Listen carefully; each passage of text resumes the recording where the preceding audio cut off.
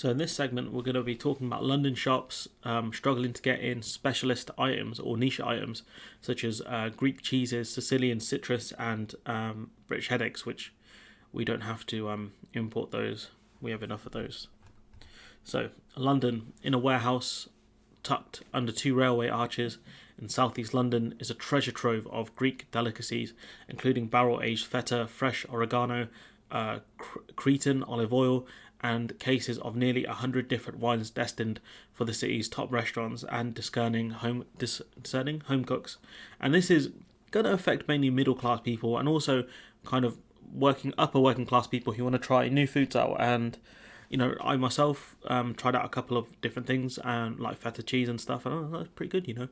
Nothing as fancy as the stuff they would have in this shop, but it's going to make it far harder for us to import those sorts of goods that are made in the EU. But as Britain phases in Brexit required customs rules with the European Union, the tempting variety at Maltby and Greek, which is a shop in London, is under threat. The additional forms, customs charges, and health and safety checks needed for goods to cross the border are particularly arduous for businesses moving small quantities, because the issue is that, regardless of how much you want to move across, you still need things like vet checks for animal-based products like milk and cheese. Doesn't matter if you're selling a lot of it or just a bit, you still need certain checks and certain bits of paperwork. That includes specialist food importers buying from small suppliers across the European continent who have helped make London one of the world's best cities for dining, because typically these are fresh goods that they're going to import regularly, a lot, as in small quantities, to keep them fresh. They can't do that anymore. It's not worth it. So that's what causes this problem. It has minimised our ability to discover and import unusual products, said Janos, I'm not going to try and pronounce his surname, the owner of Maltby and Greek, because they can import stuff that maybe is different, different to very niche products that maybe people request, or maybe the shop wants to see, let's see how well this sells. They can't do that anymore. It's harder for them to take chances on, niche kind of more Mediterranean maybe products, should I say. It's hard to define it because you don't want to say European because the UK is in Europe geographically. So, which for the past decade has imported, so that Maltby and Greek shop has imported food and wine from Greece and its islands, prizing itself on products rarely found in Britain, because you could go there, it probably cost you a fair bit because it's imported goods, fresh imported goods, very niche. But you could probably buy some really nice things from there, stuff that you can't buy in supermarkets. The point of these kind of specialty shops existing, customers can peruse goat milk butter, never heard of that. Mastello cheese, never heard of that. A kind of halloumi made from cow's milk from the island of Chios. Again, some of this stuff may be a bit, oh, look at this fancy imported stuff we have from cows of this country. But some of this stuff probably people, I'm sure, in the comments may have tried or may have an interest in trying, which now it's going to be harder to have in the UK, and may make it easier if you're in the EU to try this stuff, because there's less demand for it now, prices may go down a bit, and maybe your shop starts selling it a bit more, your specialist kind of shops.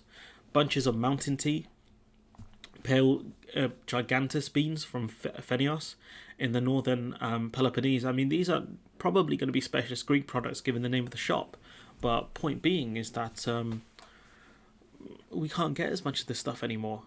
This stuff's very specialist, animal-based products, some of these are animal-based products, things like, cow's milk, goat's milk butter, the cheese, and the other things would still probably need some paperwork, agri-food paperwork. After a year-long delay, on January 1st, Britain stepped up its enforcement of customs rules. We delayed it by a year, which has helped us in a way because we could kind of see the imports on the export side and help alleviate that. The problem now is GVMS, which we'll be talking about soon. Believe me on that one. GVMS is a mess. After a year-long delay, on January 1st, Britain stepped up its enforcement of customs requirements for goods coming from the European Union, which in 2020 accounted for half of all imports into the country. Now the goods must be accompanied by customs declarations, which is causing huge problems in itself. Businesses importing animal and plant products, mostly food, for example, must notify the government of shipments in advance. They have to give a day's notice before they import, agri-foods, which, in terms of just-in-time delivery, that model is dead. Just-in-time delivery is dead for the UK, absolutely gone. especially if it's anything to do with food, it's gone, and that causes knock-on effects on certain goods. At the border, the introduction of the rules have gone relatively smoothly. I mean, that's not really true. We're going to be talking about that soon. DFDS. Let's not forget here that January trade is typically slower. Yes, the government's going to have more IT systems now than it will maybe in about 8 months' time, but trade is very low in the first few weeks of January. So DFDS, a Danish logistics company that runs ferry services to Britain, said some customers had incorrectly filled the paperwork and some shipments were stopped, which is going to happen. This is not the UK's fault. This is the exporter who's I think the exporter or maybe the importer who's messed up here. But these things happen. One day shipments from the Netherlands had to be halted to deal with a backlog from the previous day. Now that sounds like a UK government's issue if it's down to a backlog. Everybody involved tried to learn from what happened a year ago, said Torborn Kausen, the chief executive of DFDS, because we did, a lot of people did learn a lot last year when we started doing when the EU started doing export checks, because a lot of people wouldn't have been used to that. Last year, the European Union introduced customs rules as soon as Brexit went into effect, and immediately problems piled up. Deliveries were delayed, trucking companies stopped serving Ireland, and food spoiled in ports. It took more than a month before most of the problems were resolved, and you're still seeing now huge problems at the border, which is mainly fueled by GVMS.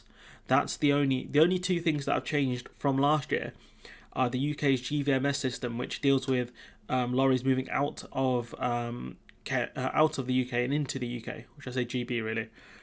That's the only real change alongside import checks. Britain couldn't afford the same issues this year, but we are seeing them. About a quarter of the foods imported from the European Union, which I thought that number is higher, but I think normally when people talk about it, they talk about the total food consumed in the UK. According to data from 2019, a figure that jumps substantially in the winter for fresh fruit and vegetables, because certain things can't grow in the UK's climate during the winter. If you want, we can actually look at some specifics here. So about 30% of the food we eat comes in the UK comes from the EU. So it depends on whose figures you really look at. So what did the New York Times put it at? I think they put it at a quarter. This is where things get messy. Introduced. A quarter, yeah. So the BBC number puts it at about 30%. So just over. It depends whose statistics you look at, no doubt. Britain imports nearly half of its fresh fruit and vegetables. So this is where it comes. This is where the problem comes. Fresh fruit and veg does not last long. And the majority of its fruit, mainly from the EU, that's where potential problems were. During the summer months, the UK can grow plenty of its own produce like lettuces and soft berries, such as raspberries and strawberries. Don't really have anyone to pick them though. But when the weather turns colder in Britain, it is forced to rely much more on imports from the EU for those kind of fruits and things. In January, the UK imports 90% of lettuces it needs from the EU, but in June we produce 95% of our own salad leaves. But we still reliant on imports here, which is not ideal in some ways when you're trying to mess around with borders. Tomatoes follow the same pattern. In January, the UK buys 85% of tomatoes from the EU. But by summer, it's growing 60% of what the country needs. Still, we're still having to import 40% at the best time of the year. Not great, but yeah. So you can see that it's during the season now. We're going to be importing a lot of fresh vegetables and things like that, which they don't last long. Especially not in lorries and things like that. But there are challenges unseen from the border. Some businesses are taking on the export costs of their European suppliers to avoid losing them. Others are just importing less, reducing choices for customers. So some people are just paying the customs fees for the importer or for the exporter, because otherwise they're not going to export here. After Britain left the European Union's customs union at the start of 2021, the man who runs Maltby and Greek kept business going as usual, he said.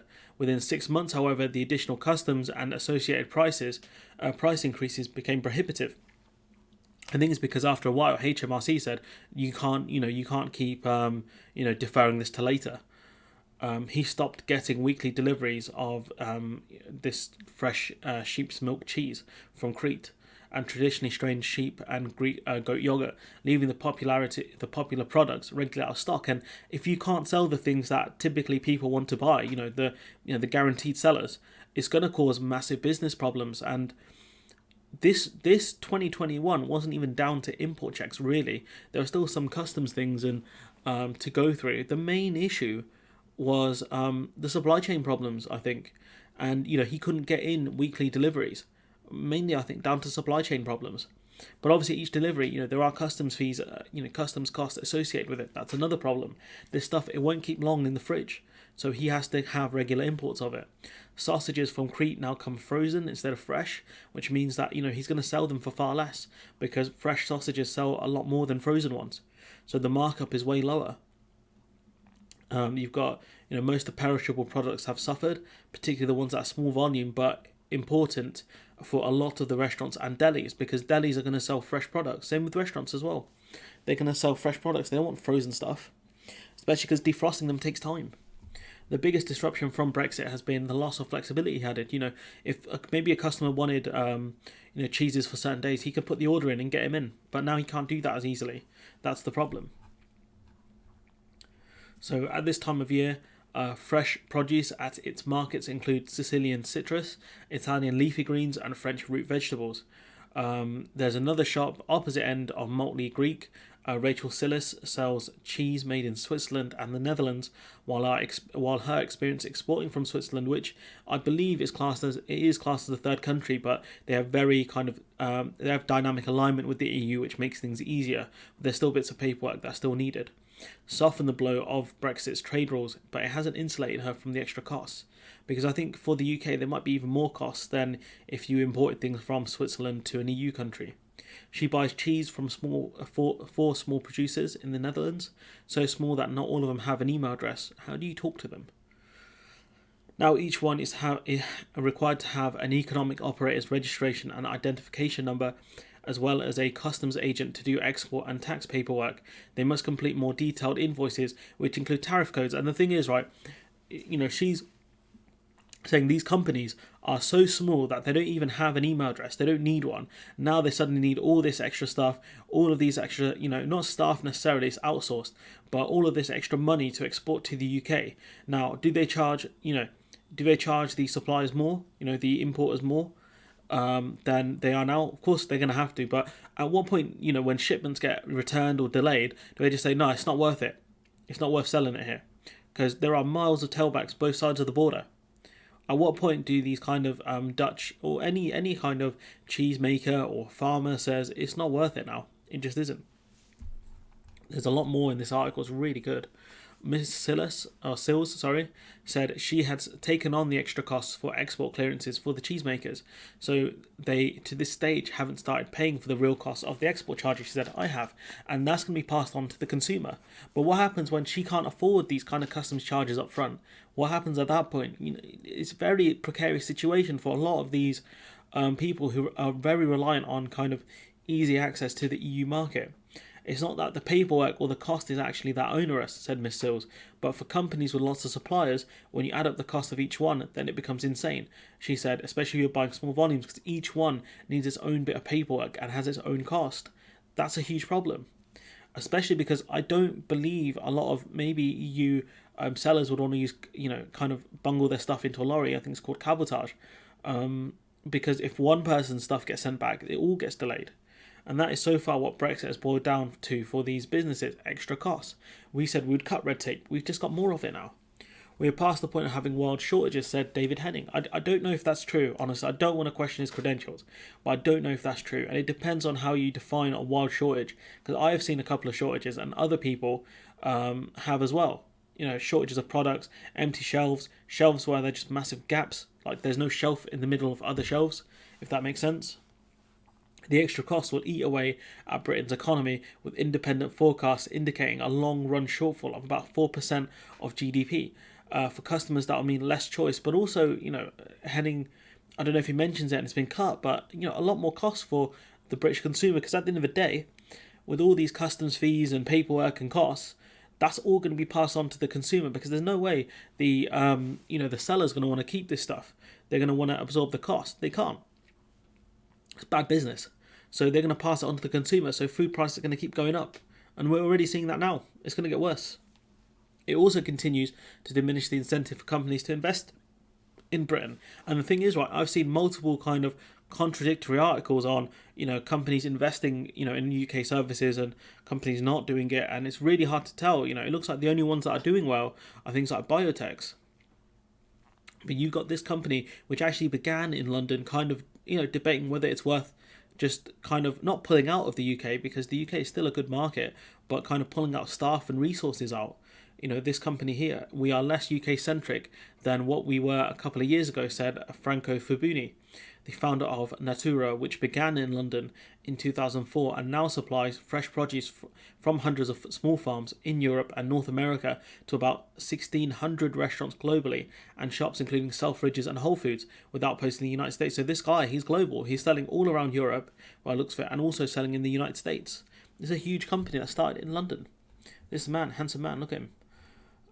Natura recognised its internal processes, that the British arm of the company no longer imports anything directly from the farms in Italy, France, Spain or Greece, because they could sell directly from the farms to the UK. There were no problems, but now if they want to do that, there are customs fees and other checks.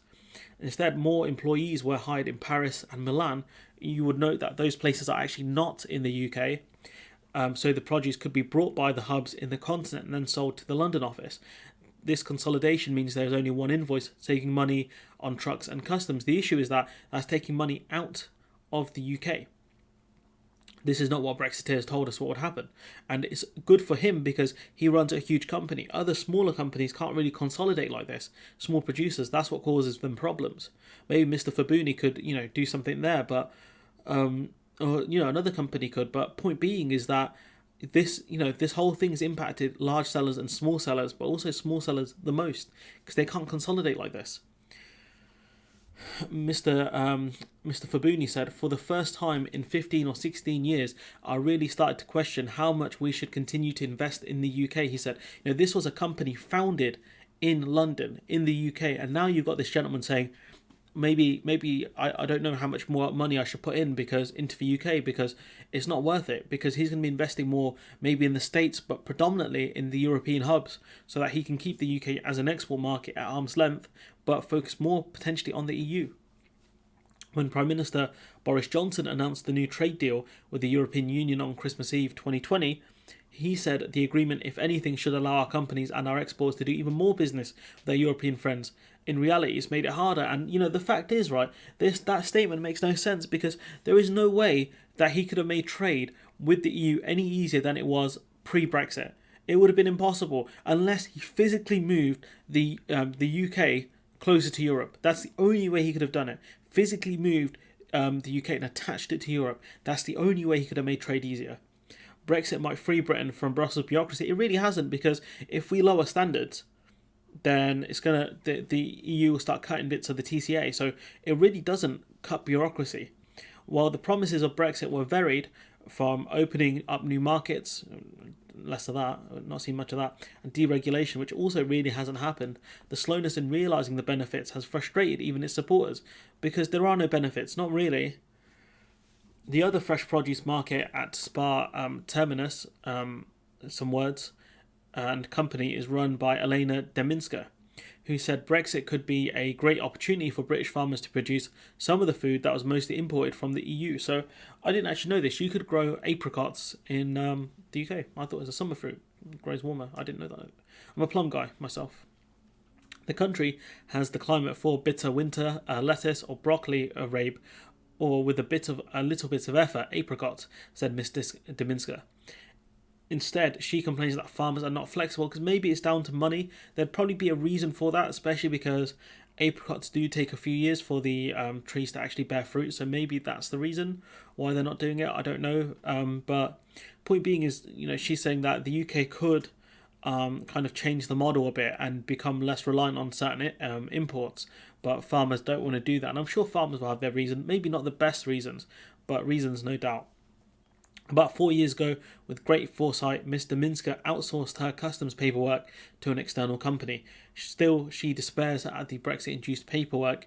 It's just not helpful, she said. There's already enough paperwork. For all these businesses, there are more hurdles ahead. Being in July, food importers will need to be accompanied by health certificates signed off by inspectors in the European Union and could be picked for spot checks at the border. And that's going to further increase costs, especially on animal-based products like cheeses, milks, and things like that. And that's going to cause huge problems for some of these companies, which I don't know what they're going to do. I really don't. I despair for them, because these are very small businesses that import niche products, and they're going to be negatively impacted by Brexit to a huge scale. I genuinely don't know what they're going to do. These changes are just going to add complexity, add cost. Mr. Fabuni said it's disruptive, and he's 100% correct. Once we start doing proper checks on vet certificates and things like that, that's when the game changes. That's when it becomes a real disaster zone for these businesses, far worse than it is now. And I despair, I really do. But anyways, I'm gonna leave it there. This one's been a bit of a long one. Let me know what you think in the comments below. Like, comment, share, subscribe, and hopefully I'll see you in the next one.